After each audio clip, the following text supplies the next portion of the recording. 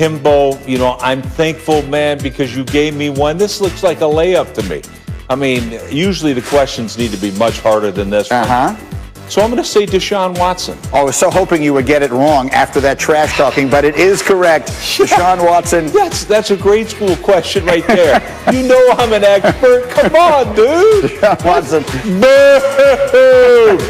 Sacked 62 times. Hembo's got a little comeback, and I have a feeling next week's question might be a little bit more challenging. But we're talking about Carson Wentz for a reason. Someone has to win the NFC East. And after yesterday, it might well wind up being Washington throwing its hat in the ring, beating the Bengals yesterday. Washington 2-2 in its last 4 games. The Cowboys hadn't won in a month, but they scored a win over in Minneapolis thanks to Andy Dalton's 3 touchdowns, Zeke Elliott's first 100-yard game of the season, and the Eagles, they failed to expand their division lead after losing to the Browns. Carson Wentz, candidly, was terrible. 2 more interceptions. A little later in the program, we'll talk about the possibility that he might get benched because his coach addressed it. But let's just look at the division. Cowboys win. Washington wins. All 4 teams have 3 wins in the division and are squarely in the mix. You want to talk about the remaining schedule. The Eagles have the toughest remaining schedule with 4 games remaining against teams that are over 500. Cowboys, on the other hand, have the easiest schedule remaining, only 1 game against a winning team. So it is almost a difficult question to ask, but I will ask it to Dan Orlovsky. Which is the best team in the NFC East? Yeah, the New York Giants. I broke it down to 3 questions, Greeny. First of all, what defense do I trust the most in that division? It's the Giants. They've got the best defense in that division by far. Then what coaching staff do I think has the best belief in their players, has the best feel for their players, has the best trust in their players, and vice versa, players to coaches? I think it's the New York Giants. And then the most important one is what offense and what quarterback do I trust the most in that division right now? It's Daniel Jones if he doesn't turn the football over. And I want everyone to understand how difficult that is for me to say and how mind-blowing it is for me to say. That I trust Daniel Jones the most out of anyone in that division, as long as he doesn't turn the football over. And the truth is this. Over the last 6 games, the Giants are 3-3. And those 3 losses are by 6 points. Yeah. The Giants are the best team in that division. Rex, I'm coming to you with the same thought. RC, I'm saving you for last. Rex, I'm coming to you with the same thought. Which is the best team in the NFC East? Well, I agree with Dan, except for who's going to be coaching. Are we going to fire your offensive line coach again, or who's next to be fired? I don't know. But look, I appreciate, Dan talking about my son like that, Daniel Jones. But he's right. Like, Carson Wentz is garbage. Like, I watch him. I'm sitting back, saying I still like Carson Wentz. Man, he's playing so bad. And when you look at it, the Cowboys do have the easiest track. They'll probably get there. But right now, I like the Giants better. But the Cowboys, that with an easier schedule, I hate to say it, I could see them winning the division. All right, so we got 1 for the Cowboys and 1 for the Giants. And Ryan Clark, I believe it would be a breach of my fiduciary responsibility to this program, to this network, and perhaps to the entire company if I did not point out to you that the only thing separating any of the teams in this division, the reason the Eagles have the lead in the division, is because of the tie. What is your reaction?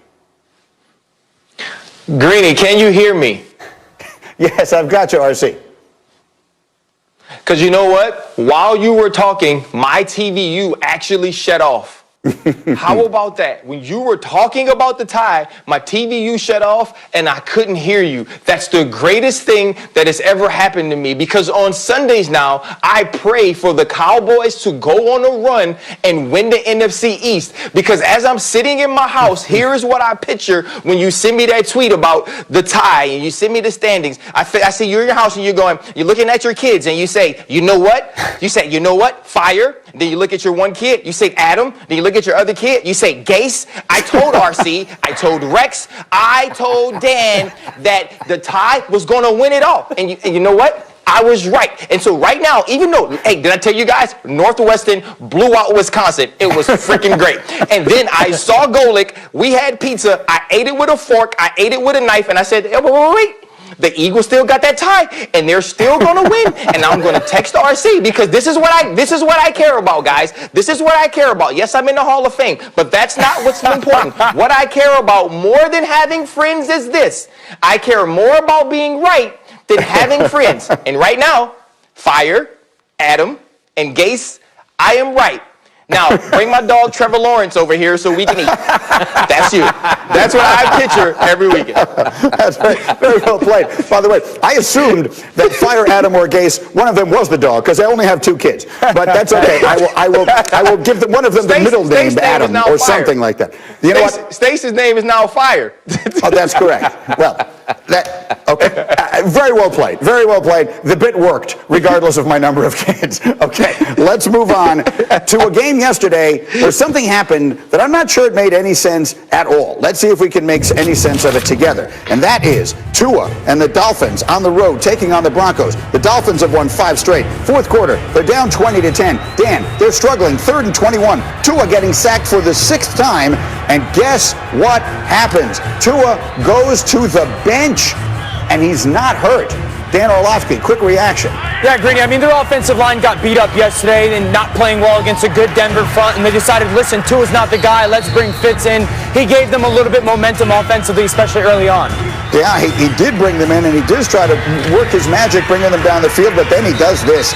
His pass intended for Devontae Parker was intercepted in the end zone by Justin Simmons. It's a bang play, but the pick is made, and so Tua on the bench, the Dolphins' win streak comes to an end. Tua wasn't injured. We just felt like it was the best move at that point in the game.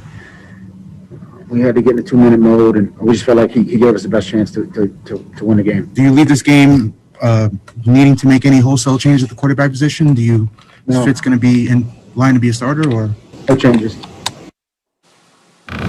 So, Dan Orlovsky, let's take a moment and live in this for a minute here. No injury to Tua. He just felt that Fitzpatrick gave them the better chance to win that game in that moment.